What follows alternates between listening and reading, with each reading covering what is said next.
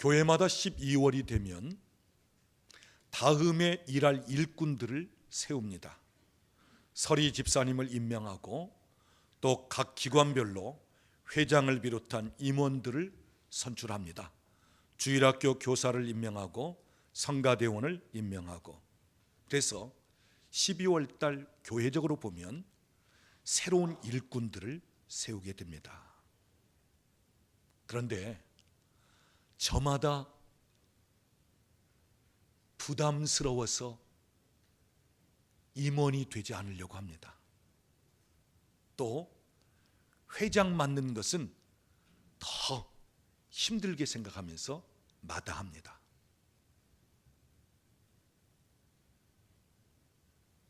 하나님의 일을 위해서 또 교회 앞에 하나님의 왕국을 확장시키는 데 있어서 많은 사람들이 힘써 수고하고 봉사하고 헌신하려고 하기보다는 가능하면 편하게 쉽게 신앙생활을 하려고 하는 것입니다.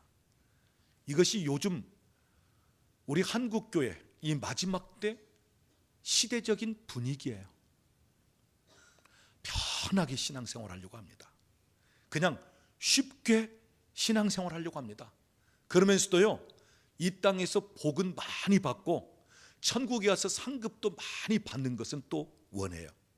그런데 무엇인가 상급을 쌓아놓은 것이 있어야 상급을 받고, 이 땅에서 복을 받을 만한 일을 해야 복을 받죠. 여러분, 우리가 구원은 믿음으로 받습니다.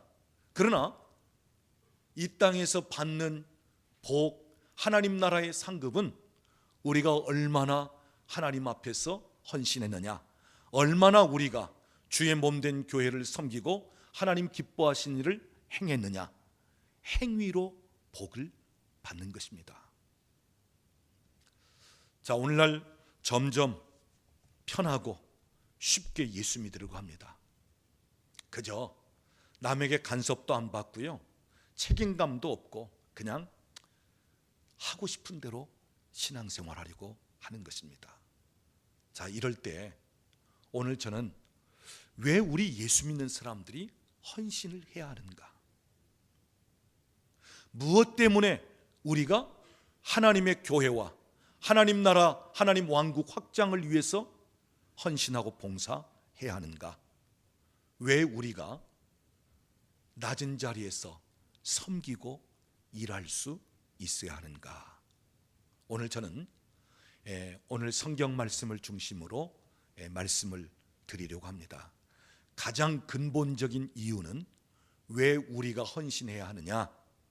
하나님께로부터 받은 사랑과 은혜 때문에 헌신하는 것입니다. 여러분, 하나님이 우리를 어떻게 사랑하셨습니까? 자기 아들 독생자를 이 땅에 보내시기까지, 하나님의 가장 귀한 것을 몽땅 내어주시기까지, 그리고 나 같은 죄인을 위해서 예수님이 십자가에 달려 죽으시기까지 하시면서 우리의 죄를 사하고 우리를 살려주셨다고 하는 이야기입니다. 여러분, 누가 우리를 위해서 대신 죽어줄 사람이 있습니까? 누가 우리 죄 문제를 대신 짊어지고 죄인이 될 수 있습니까? 이 세상에 아무도 없어요. 부모나 자식이 죽을 것 같으면 대신 죽겠다고 나설지 모르겠어요. 그런데 다른 사람들, 날 위해서 대신 죽고 날 위해서 대신 고난을 감당하려고 하는 사람 없습니다. 그런데 예수님이 이 땅에 오셔서 나 같은 죄인을 위해서 죽으시기까지, 바로 그것이 하나님의 사랑이요 주께서 내게 주신 은혜인 것입니다.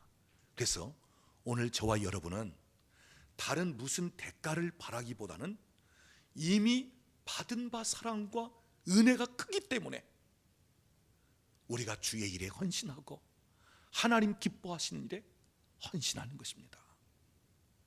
그것도 기쁨으로, 감사함으로, 감격함으로 헌신하는 것입니다. 왜요? 나 같은 죄인을 살리신 그 사랑, 그 은혜 너무너무 고맙고 감사해서요. 자, 그 다음 왜 우리가 헌신하느냐? 헌신은 저주를 축복으로 바꾸어 놓기 때문입니다. 한 개인이 헌신할 때 그 가문이, 한 개인이 헌신할 때 그 공동체가 하나님께서 주시는 참 놀라운 축복을 받고 바뀌어지는 이 변화를 경험할 수 있기 때문에 헌신하는 것입니다. 여러분, 오늘 우리가 함께 읽은 말씀, 이 출애굽기 32장을 보면 하나님께서 모세를 시내산으로 불러 올리십니다. 모세는 여호수아를 데리고 시내산으로 올라가다가 산 밑에 여호수아를 두고 혼자 시내산 꼭대기로 올라갑니다. 거기서 하나님을 대면합니다. 백성들의 입장에서는 모세가 시내산에 올라간 지 오래되었습니다. 자기들이 생각한 시간에 내려오지 않습니다. 그러니까 지도자를 잃어버린 백성들은 불안하기 시작합니다. 그래서 아론에게 와서 이런 요청을 하는 것입니다. 자, 우리 지도자 모세가 없는 가운데 어떻게 하면 이제 우리가 이 광야를 여행할 수 있겠느냐? 우리를 이 광야에서 인도할 신을 만들어 달라. 자, 지금까지 하나님께서 애굽에서 10가지 재앙을 행하면서 바로왕을 굴복시키고 또 홍해를 건너게 하면서 광야를 이끌어 인도해 오셨는데 하나님 아닌 다른 신을 만들어 달라는 것입니다. 그럴 때 아론이, 제가 보면 참 지도자가 중요한데 이 아론이 백성들의 요청에 그냥 그대로 응합니다. 그래서 너희 아내들 귀에 걸려있는 금고리, 자녀들의 귀에 걸려있는 금고리들을 다 빼가지고 오라 그랬습니다. 여러분, 이스라엘 백성들 남자 장정만 60만 명 넘는 사람들이 애굽에서 출발했습니다. 그러니까 여인들과 자녀들까지 다 합치면요 수백만 명 되는 이스라엘 백성들이에요.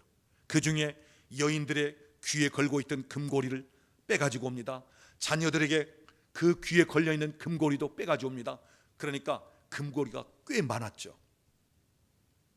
아론이 불 가운데로 그 금고리를 던져 넣었습니다. 그랬더니 그 금이 녹아서 어떤 형상이 되었냐면 송아지 형상이 되었습니다. 이 송아지는, 소는 애굽에서는 풍요와 번영을 상징하는 신처럼 섬겼던 소였어요. 자, 애굽 생활에 익숙해져 있던 그 이스라엘 백성들이 아론이 금 조각을 불에다 던지니까 송아지 형상이 되었단 말이에요. 그러니까 아하, 이제 우리를 이 광야에서 인도할 신이구나. 그러면서 그 금송아지 앞에 제단을 쌓아놓고 번제와 화목제를 드리고 여인들이 춤을 추면서 그러면서 금송아지를 숭배하게 되었습니다. 하나님께서 그 광경을 보시니까 참 기가 안 찰 노릇입니다. 자, 지금까지 하나님께서 애굽에서 인도해 내셨건만 이제 그 백성들이 그 금조각 집어넣으니까 금송아지 형상으로 녹아서 만들어진 그 금송아지 앞에 제단을 쌓아놓고 제사를 드리면서 우리를 인도할 신이라고 지금 금송아지를 숭배하고 있다는 것입니다. 그럴 때 하나님께서 진노하심으로 내가 이스라엘 백성들을 완전히 다 쓸어버리라, 모조리 다 죽여버리라. 그럴 때 모세가 하나님께 매달립니다. 하나님, 여기서 이 백성을 다 죽이시면 주변에 있는 이웃나라 이방나라 사람들이 여호와는 그를 섬기던 자기 백성들을 다 죽였다 이렇게 얘기할 것 아닙니까? 하나님, 하나님의 진노를 참으시옵소서. 모세가 하나님을 가로막고 하나님의 그 진노를 가라앉히는 것입니다. 자, 모세가 이제 산 밑으로 내려왔습니다. 그 백성들이 행한 모습을 모세가 어떻게 이야기하고 있죠? 자, 오늘 본문 25절 말씀을 보면 모세가 본즉 백성이 방자하니 그랬습니다. 여기 방자하다라고 하는 말은 삼가하지 않고 제멋대로 하는 교만한 행동을 이야기하고 또 어리석고 미련한 행동, 진리를 떠난 거짓된 행동들, 이것을 가리켜서 방자하다. 그러니까 진리에서 벗어나 아주 미련하고 어리석게 그 금송아지를 만들어 놓고는 그 금송아지가 자기들을 인도할 신이라고 숭배하고 있는 그 이스라엘 백성들 모습을 보니까 너무너무 어리석기도 하고 미련하기도 하고 진리에서 벗어나 거짓된 것에 지금 속아 넘어가 있고 또한 제멋대로 하고 있는 그들의 모습. 자, 이때 모세가 이스라엘 백성들 가운데 이렇게 얘기합니다. 여러분 가운데 여호와 편에 서 있기를 원하는 자가 있으면 내게로 나아오십시오 하고 초청을 합니다. 그럴 때 레위 자손이 모세 곁으로 나왔습니다. 자, 레위 자손이 모세 곁으로 지금 나왔을 때 모세는 다시 이야기합니다. 하나님께서 여러분에게 말씀하기를 여러분 허리에 차고 있는 칼을 빼어서 진 이문에서 저문까지 왕래하면서 너희 중에 형제든지 너희 중에 친구든지 너희 중에 이웃이든지 닥치는 대로 쳐 죽이라고 합니다. 하나님 말씀대로 여러분 칼을 빼서 순종하십시오. 죽이십시오. 여러분, 자, 얼마 전까지만 해도 지금 친구입니다. 이웃입니다. 그 중에 형제도 있습니다. 그런데 칼을 빼서 쳐 죽이라는 것입니다. 여러분, 어디 쉬운 명령입니까? 차마 눈 뜨고는 할 수 없는 일이에요. 인간적인 정을 생각하면 도저히 자기 친구, 자기 이웃을 죽일 수가 없습니다. 그런데 하나님께서 하신 명령이기 때문에 레위 자손은 눈물을 머금고 칼로 쳐서 자기 동족을 죽입니다. 자, 오늘 본문 28절 말씀 끝에 보니까 그날에 레위 자손이 죽인 사람의 숫자가 얼마라고요? 3,000명가량 되었더라 그랬습니다. 그러니까 이스라엘 백성들이 머물렀던 그 진영은 마치 피바다가 되었다고 하는 이야기입니다. 자, 이럴 때 우리는 이런 질문을 할 수 있습니다. 하나님, 그냥 용서하시지 어찌 그 동족 간에 죽이도록 그렇게 하실 수 있습니까? 하나님, 너무 잔인하게 하지 않으십니까? 그런데 여러분, 사실은 하나님이 그들의 모습을 볼 때 어떻게 하시려고 했다고요? 모조리 다 죽이려고 했다는 거예요. 그런데 모세가 하나님, 제발 몽땅 다 죽이는 것은 하나님 멈추소서. 그러면서 3,000명 죽으면서 그 3,000명으로 일단락을 짓는 것입니다. 사실은 모조리 다 죽어야 되는데 3,000명 죽는 그 일로 일단락을 짓는. 여러분, 이것도 사실 하나님의 그 자비와 긍휼이 지금 거기에 나타나기 때문에 그 정도로 끝내는 거예요. 자, 중요한 사실은 자기 동족을 쳐 죽이는 이 행위를 가리켜서 오늘 성경은 뭐라고 말씀하고 있느냐? 여러분, 우리 29절 말씀 같이 읽어보겠습니다. 모세가 이르되 각 사람이 자기의 아들과 자기의 형제를 쳤으니 오늘 여호와께 헌신하게 되었느니라. 그가 오늘 너희에게 복을 내리시리라. 여러분, 여기 레위 자손이 행한 그 일을 가리켜서 여호와께 어떻게 했다고요? 헌신하게 되었느니라. 헌신했다는 것입니다. 여러분, 헌신이라는 말은 여호와의 편에 서는 것을 얘기해요. 하나님 편에 서는 것, 이게 헌신입니다. 어떤 상황, 어떤 현실이 될 때 하나님 중심, 하나님 편에 서는 것이 헌신이에요. 그 다음 헌신은 하나님의 명령에 먼저 적극적으로 순종하는 것이 헌신입니다. 여러분, 생각해 보십시오. 레위 자손들에게 너희 친구든 너희 동족이든 쳐 죽여라, 그럴 때 여러분, 어디 쉬운 명령입니까? 지금 내 친구를 죽여야 되는데, 지금 어제까지 내 옆에 살던 이웃을 지금 죽여야 되는데 어디 쉽냐 말이에요. 그런데 하나님 말씀에 우선순위를 두고 마치 눈을 딱 감고 그냥 하나님 말씀이니까 하면서 그 말씀에 순종을 하는 것입니다. 다시 말하자면 인정과 감정을 떠나서 여호와의 말씀에 그대로 순종하는 것이 헌신이라고 하는 말씀입니다. 자, 레위 자손이 하나님께 헌신을 했습니다. 그럴 때 하나님께서 레위 자손에게 주시는 말씀은 오늘 그가 너희를 축복하시리라. 그가 오늘 너희에게 복을 내리시리라. 하나님께서 복을 내리시겠다는 것입니다. 자, 그렇다면 레위 자손은 어떤 자손인가 하는 것입니다. 여러분, 창세기 49장을 보면 야곱이 임종 직전에 12 아들들을 불러 모아놓고 마지막으로 유언처럼 남기면서 그들을 축복합니다. 그러니까 죽기 전에 마지막 아버지가 아들들을 축복하는 시간이에요. 자, 르우벤부터 시작해서 아들을 다 축복합니다. 요셉에 대해서는 너는 무성한 가지가 되어 담을 넘을 것이라. 계속 복된 이야기를 아버지가 아들들에게 합니다.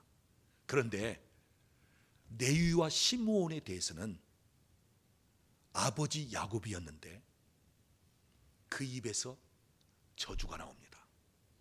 레위야, 시므온아, 너희는 너무 많은 사람들을 죽였기 때문에 너희에게는 저주가 임할 것이고 저주를 받을 것이니라.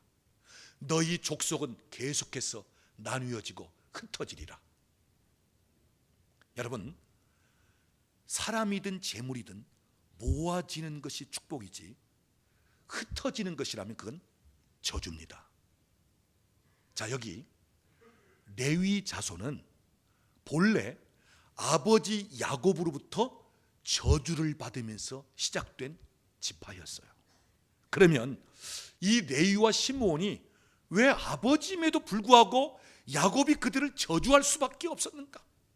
아니, 아무리 자식이 밉다 할지라도 그 부모는 자식을 축복하고 싶어 하는 것이 그것이 부모의 마음인데 왜 야곱이 다른 아들들은 다 축복하면서도 레위와 시므온에 대해서는 저주를 했는가? 이것은 단순히 아버지의 마음이라기보다는 하나님께서 그 두 아들에 대해서는 예언적으로 그러한 말이 나오게끔 이 야곱을 사용한 것입니다. 그러면 왜 이러한 저주가 이 레위와 시므온에게 주어졌느냐 하는 것입니다. 자, 우리가 성경을 거슬러 올라가면 창세기 34장을 보면 야곱 일행이 여행을 하다가 세겜성 근처에 머무릅니다. 잠깐 좀 세겜성 근처에 머물러 있을 때가 있었어요. 그때 야곱의 딸 디나가 세겜성 여인들이 어떻게 살고 있는가 구경을 나갑니다. 그 여인들의 옷차림이 어떠한가, 그 여인들의 이 머리 유행은 어떠한가, 그 여인들은 액세서리를 어떻게 하고 있는가, 이런 거 구경하기 위해서 세겜성에 그냥 혼자 들어갔습니다. 그러다가 세겜성 추장 아들 세겜에게 강간을 당하게 됩니다. 자, 야곱의 집에서는 그 하나밖에 없는 딸이 강간을 당했습니다. 그 아들들 가운데서 보면 자기 사랑하는 누이 동생이 강간을 당했습니다. 그러니까 이것은 보통 일이 아닙니다. 그런 가운데 세겜성 추장 하몰이 자기 아들 세겜을 데리고 야곱에게 찾아왔습니다. 내 아들이 당신의 딸을 성폭행한 것 죄송합니다. 잘못됐습니다. 그러나 내 아들이 당신의 딸을 연연해야 합니다. 그러니 당신 집안과 우리 집안 사이에 딸과 아들을 결혼시켜 서로 통혼을 시킵시다 하고 제안을 합니다. 그럴 때 야곱과 그 아들들이 거절하죠. 우리는 할례받지 않은 이방 민족에게 내 딸, 우리 누이 동생을 줄 수 없다. 만약에 정말 결혼을 원한다면 우리가 할례를 받은 것처럼 당신들도 성 모든 남자들로 하여금 할례를 받으시오. 그때 세겜성 추장이 흔쾌히 받아들이면서 자기 아들을 데리고 세겜성으로 돌아갑니다. 그리고 세겜성에 있는 모든 남자들로 하여금 할례를 행하도록 하였습니다. 구약의 할례는 지금으로 말하자면 남성들 포경 수술입니다.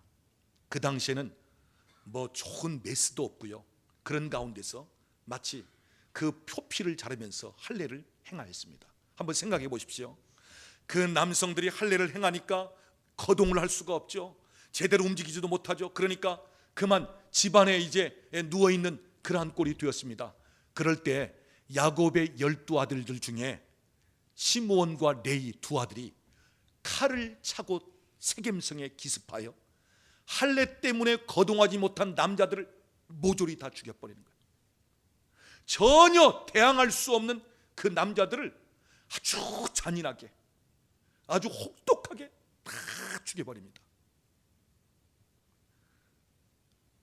그 죽이는 것을 어떻게 표현하고 있냐면, 날카로운 타작기계에다가 벼나 보리를 딱 넣으면 삭둑삭둑 잘리듯이 그렇게 너희가 잔인하고 혹독하게 죽였도다.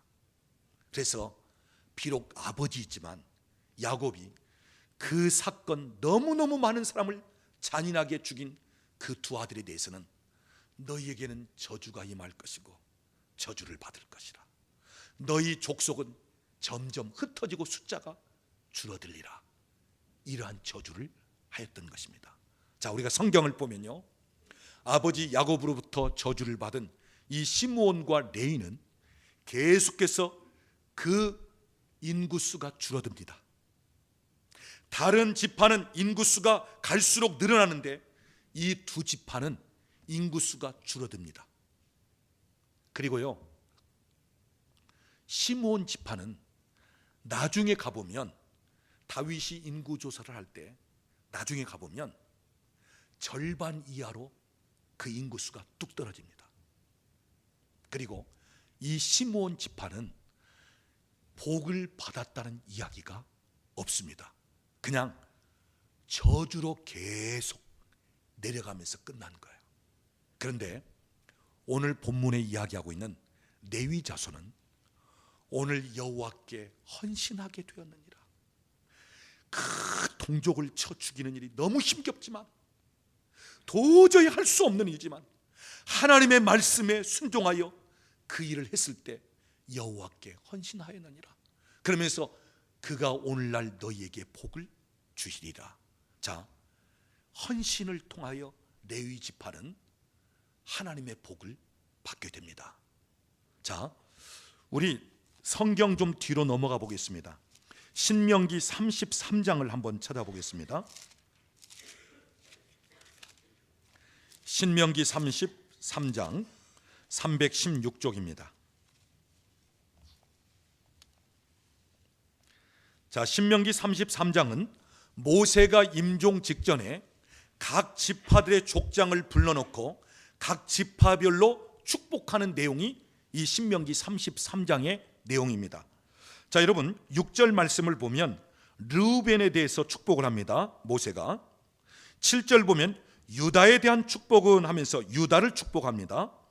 8절 보면 레위에 대하여는, 자, 레위에 대한 축복이 있고요. 12절을 보면 베냐민에 대하여, 13절 요셉에 대해서 축복하고, 18절 보면 스불론 지파에 대해서 축복하고, 20절 보면 갓 지파에 대해서 축복하고, 22절 단 지파, 23절 납달리, 24절 아셀 지파에 대해서 계속 차례대로 축복을 합니다. 그런데 여러분, 여기 33장에 보면 시므온 지파가 있습니까? 없습니까? 시므온 지파는 없습니다. 모세가 축복하는 대열에서 시므온 지파는 쏙 빠집니다. 제외됩니다. 다시 말하자면 시므온 지파는 야곱으로부터 저주를 받은 지파로 시작되는데 나중에 모세를 통해서도 회복되지 않고 그냥 그대로 저주가 흘러가는 지파가 되었다는 말이에요. 그래서 나중에 보면 그 인구수가 절반도 안 되는 식으로 줄어들어 버리고 마는 것입니다. 그런데 힘겹지만 하나님의 말씀에 순종하면서 헌신했던 이 레위 지파는 모세를 통해서 어떠한 복을 받게 됩니까? 자, 우리 11절 말씀을 같이 읽어보겠습니다. 여호와여, 그의 재산을 풍족하게 하시고 그의 손의 일을 받으소서. 그를 대적하여 일어나는 자와 미워하는 자의 허리를 꺾으사 다시 일어나지 못하게 하옵소서. 자, 오늘 여기 아버지 야곱으로부터 저주를 받으면서 시작된 레위 지파였지만, 그러나 헌신을 통해서 하나님께서 복을 내리시라면서 복이 주어지는데, 그 복은 모세를 통해서 세 가지입니다. 첫째는 재산을 풍족하게 하시옵소서. 두 번째는 그들이 손으로 하는 모든 일을 하나님께서 받으시기를 원합니다. 세 번째는 그들을 대적하는 자가 있고 그들을 미워하는 자가 있다면 그들의 허리를 꺾어서 다시는 일어나지 못하게 하시옵소서. 무슨 말입니까?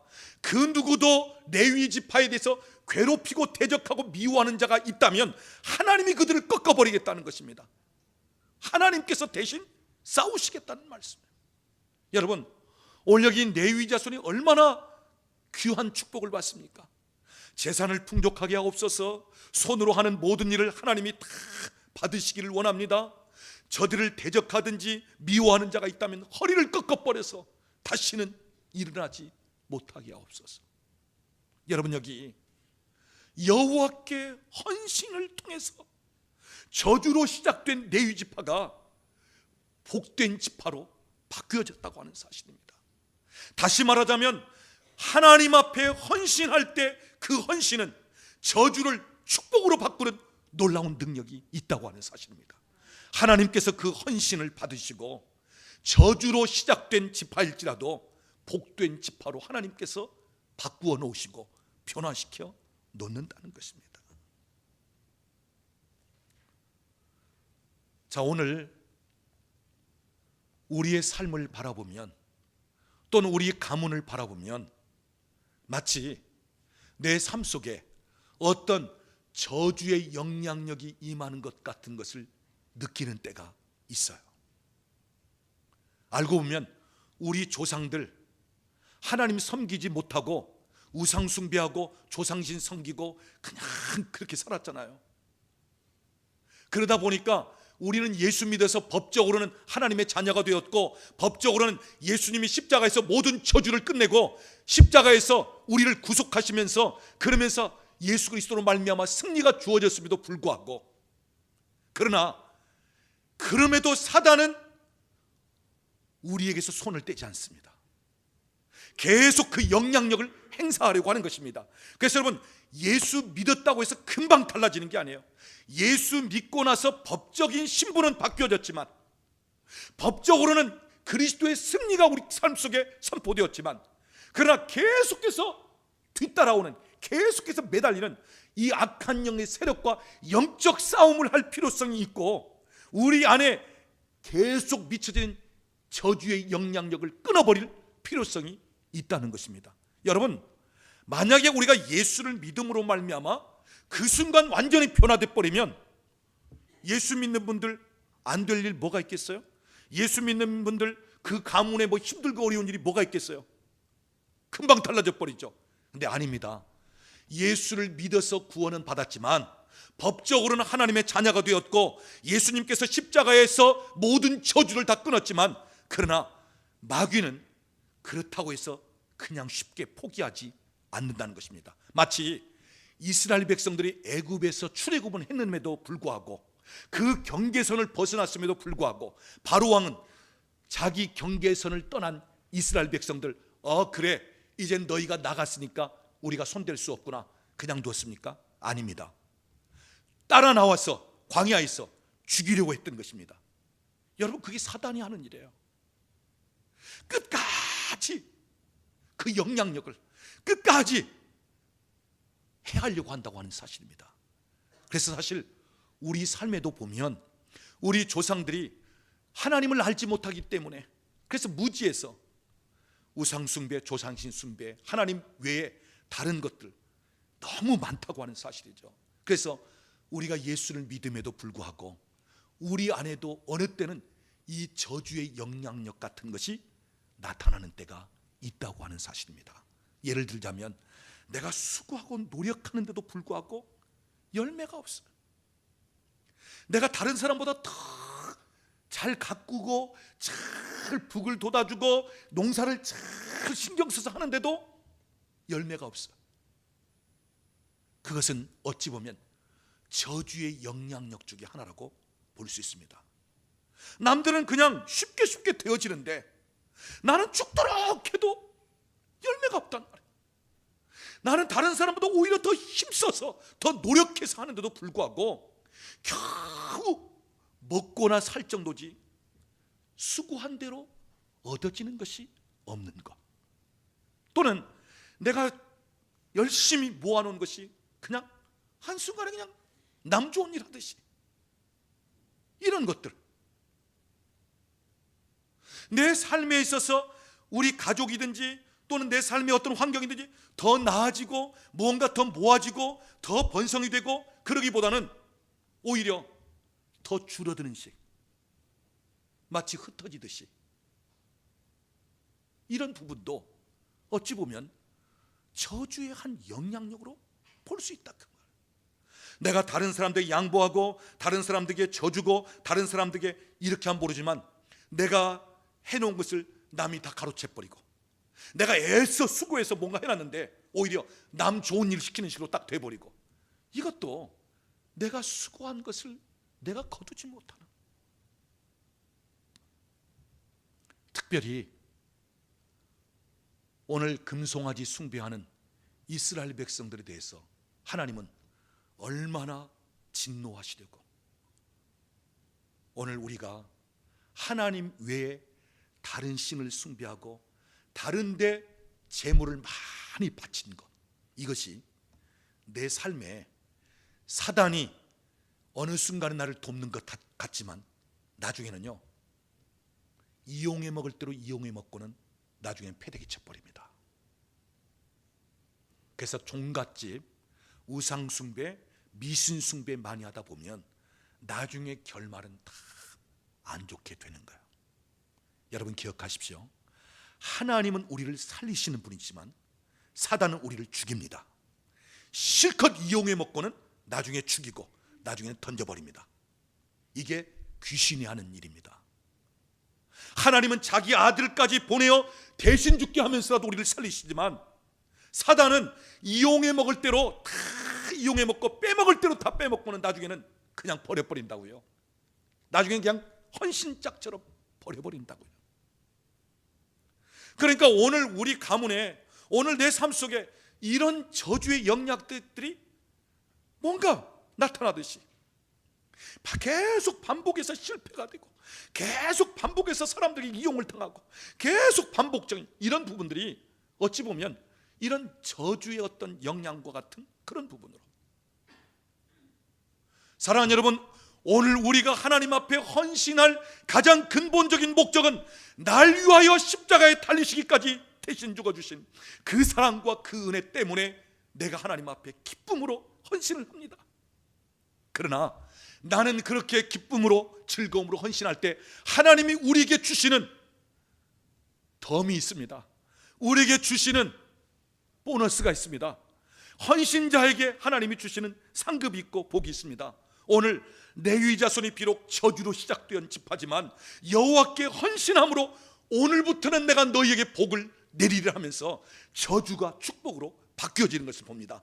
그 복이 재산이 풍족하게 되어지고 손으로 하는 일을 하나님이 다 받으시고 미워하는 자, 대적하는 자가 있다면 허리를 꺾어서 다시는 일어나지 못하도록 하나님께서 그냥 그들을 완전히 꺾어버리시고, 사랑하는 여러분, 오늘 우리가 이 땅에 살면서 물론 재산이 많아지는 것만이 그것이 축복은 아니지만 그래도 살면서 남에게 얻어먹고 남에게 빌려 쓰기보다는 오히려 남에게 나누어주고 베풀고 하나님의 영광을 위해서 많이 쓸 수 있다는 것, 그것이 축복이지 않습니까? 내가 하는 손으로 하는 일이 하나님이 다 받으실 만한 일이라면 얼마나 하나님께 영광을 돌리고 하나님이 원하시는 일을 이루어 드리겠습니까?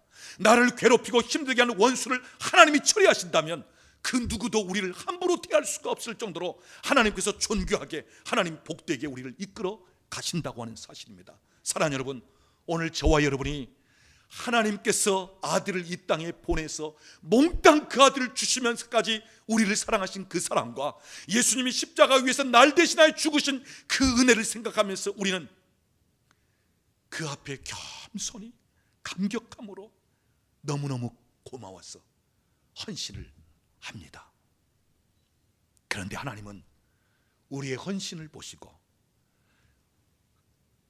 오늘부터 내가 너희에게 복을 내리리라 하면서 저주로 시작되었다 할지라도 하나님이 복된 가문으로, 복된 우리 인생으로 바꾸어 놓으신다고 하는 사실입니다.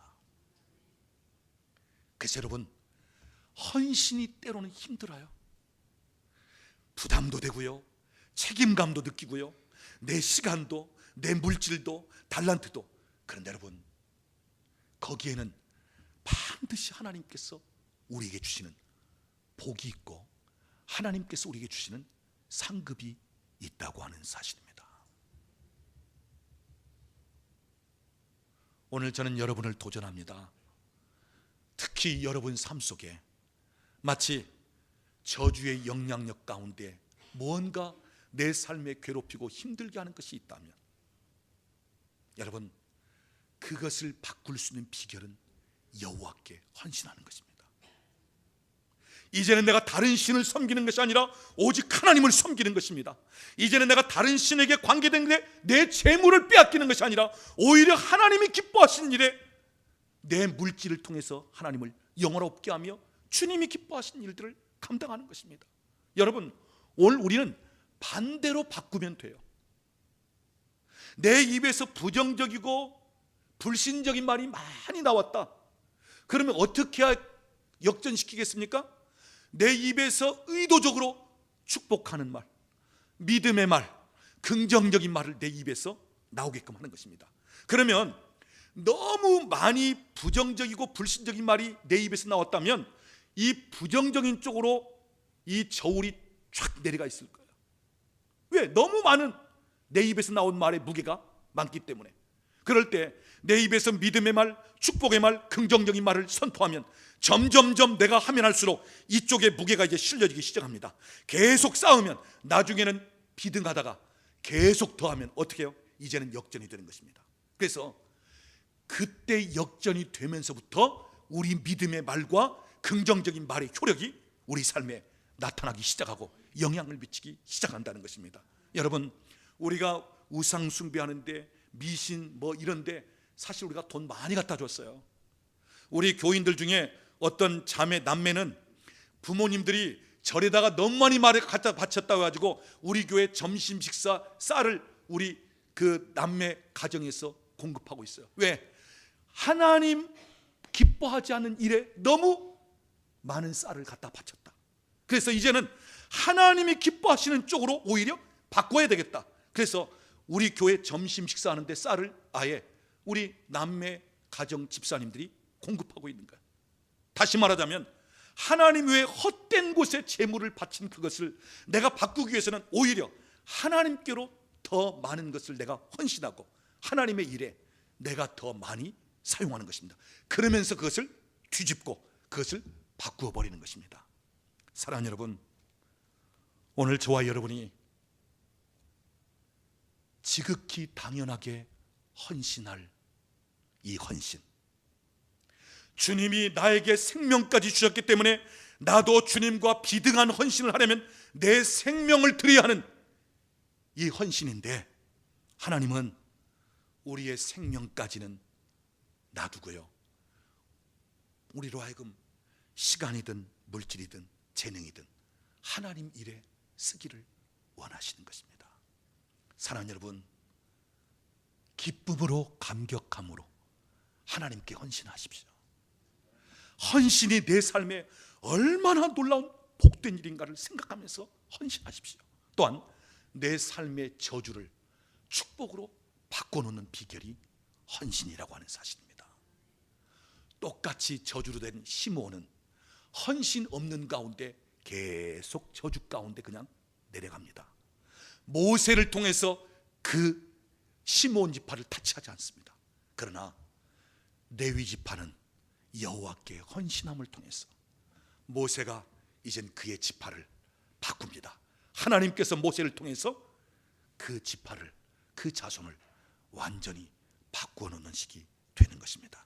사랑하는 여러분, 오늘 저와 여러분이 기쁨으로, 감격함으로, 오늘 이 시대는 어떻게 하면 편하게 예수 믿고, 어떻게 하면 쉽게, 어떻게 하면 남에게 간섭도 안 받고 남의 교회에 대한 부담도 덜고 하면서 그냥 종교적인 신앙생활 하듯이, 그냥 주일날 낮에나 한번 나와서 그냥 하나님 앞에 얼굴 한번 보이듯이 이런 식으로 신앙생활 한다면, 오늘 이제는 우리는 날 위해서 목숨까지 내어주신 그 주님의 은혜, 그 사랑에 대하여 내가 어떻게 하면 보답할까, 내가 어떻게 하면 내가 받은 사랑과 은혜에 대하여 주 앞에 좀 갚을 수 있을까, 그러면서 기쁨으로, 감격함으로 헌신하면서 동시에 저주가 축복으로 바뀌어지는 그런 놀라운 변화가 있기를 우리 주님의 이름으로 축원합니다.